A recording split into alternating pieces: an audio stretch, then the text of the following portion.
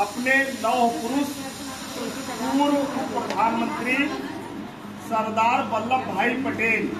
पहले हम आपको बताएंगे इस देश में आज तकरीबन 797 जिले हैं। कितने जिले हैं? प्रतापगढ़, सुल्तानपुर, प्रयागराज, पानीपत, लुधियाना, अंबाला, जम्मू, ऐसे ही 797 शहर हैं। अगर वल्लभ भाई पटेल ना होते तो ये 797 देश होते। कितने देश होते? तो तुम्हें प्रतापगढ़ से चल करके प्रयागराज देश जाना होता, तो तुम्हें प्रयागराज से चल करके मिर्जापुर देश जाना होता, तो तुम्हें मिर्जापुर से चल करके सतना देश जाना होता।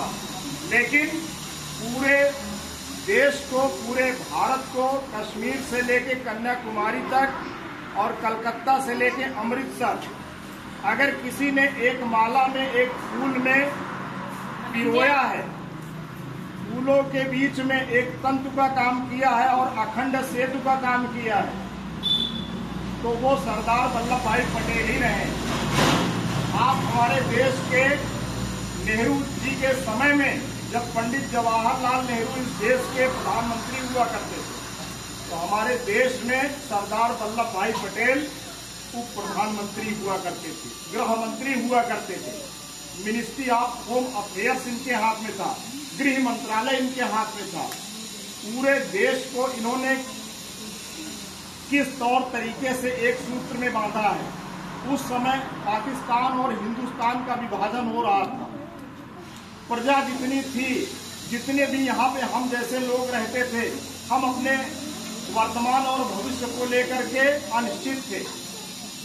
अंग्रेजों ने ये कह दिया था, जितने भी हुक्मरान थे, जितने भी सियासत के लोग थे, तकरीबन 562 राजा थे, उनसे कह दिया था राजाओं से कि तुम चाहे पाकिस्तान में जाओ, चाहे हिंदुस्तान में जाओ, ये तुम्हारी स्वतंत्रता है, तुम किसी भी देश में जा सकते हो। ऐसे समय में तकरीबन 562 राजाओं को अपने देश में शामिल कर लेना एक बड़ी बात थी, जिसको वल्लभ भाई पटेल जैसे दूरदर्शी नेता ही कर सकते थे।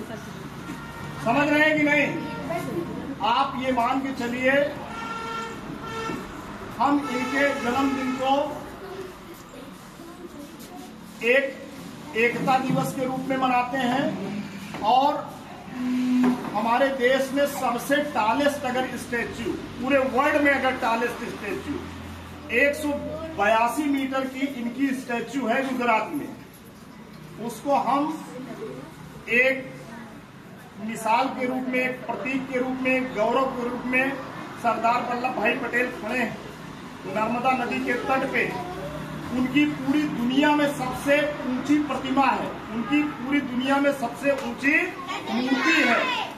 तो हम लोग बेटा राष्ट्रीय अखंडता दिवस इसीलिए मनाते हैं कि पटना से लेके पानीपत तुम्हें जाने के लिए वीजा की जरूरत नहीं है। कश्मीर में ट्रेन पकड़ करके कन्याकुमारी तक जाने में कहीं कोई पुलिस की रोक टोक नहीं है। पूरा एक देश एक सूत्र में है। हमारी जो फोर्सेस हैं, सशस्त्र सेना के बल हैं, भारतीय सैनिक हैं, वो लद्दाख, लेह से लेकर के कन्याकुमारी तक एक सूत्र में। तो बेटा ये बहुत बड़ा बात है, बहुत गहरी बात है, अखंडता की बात है। तुमको अभी नहीं समझ में आ रहा है तो समझ में आएगा, समय तुम्हें बतलाएगा कि वल्लभ भाई पटेल क्या थे। और आज हम लोग इनके जो बर्थ डेट है उसको इस रूप में नहीं मना रहे हैं कि हम केक काट रहे हैं। हमको गुमान है, हमको फक्र है इस सरजमी पे जो हम आज खड़े हैं, सुरक्षित हैं, अखंड भारत के निवासी हैं। पूरे देश में या पूरे विश्व में अगर हमारा झंडा तिरंगा लहरा रहा है और हमारे सीने चौड़े हैं और हमारी धमनियों में पराक्रम, उमंग, जोश, जवानी, चेतना का संचार हो रहा है, तो वो केवल और केवल इन्हीं लौह पुरुष। कभी आपने सोचा है इनको आयरन मैन क्यों कहा जाता है? ये वकील थे, बैरिस्टर थे, इनकी पत्नी का निधन होता है, इनको सूचना मिलती है कि your wife is now dead, आपकी पत्नी की मृत्यु हो चुकी है।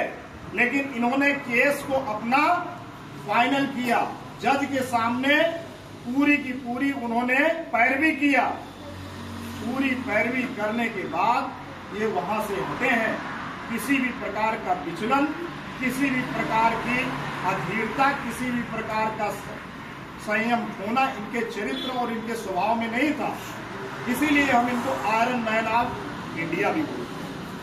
तो आज के लिए मेरे प्यारे बच्चों इतना ही, और देश हमेशा इनके नाम को, इनके काम को हमेशा गौरव के साथ इनका गान रहेगा। और हमारे देश या विश्व के इतिहास में ये बिस्मार्क और इटली के मुसोलिनी ने जिस तरीके से एकीकरण किया इटली का, जैसे जर्मनी में बिस्मार्क ने किया, वैसे हमारे देश में